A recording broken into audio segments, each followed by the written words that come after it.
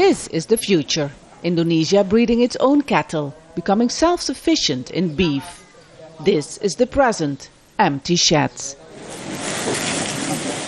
Since Indonesia limited beef and cattle imports from Australia in 2010, the price has gone up dramatically. The measure was taken to stimulate local farming.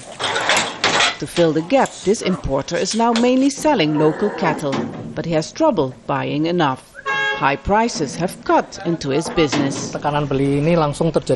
Since we've started buying local cows to fill the gap, the price has jumped up.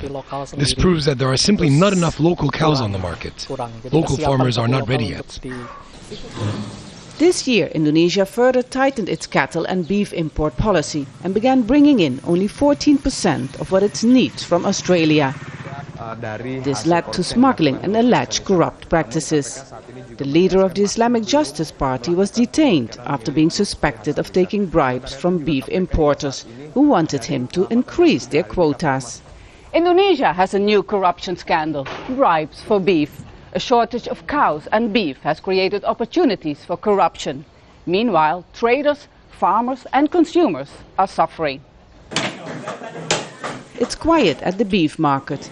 Traders say consumers have taken beef off their menus and are eating chicken instead. The government has to solve this. We can't do it. If there is corruption, they should stop it. What is clear is that we want the price to go down. Some government officials have urged consumers to eat cheaper rabbit meat instead.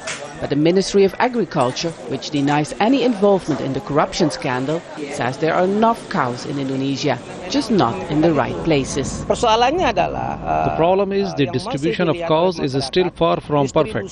So we are talking to other departments to find a solution for this.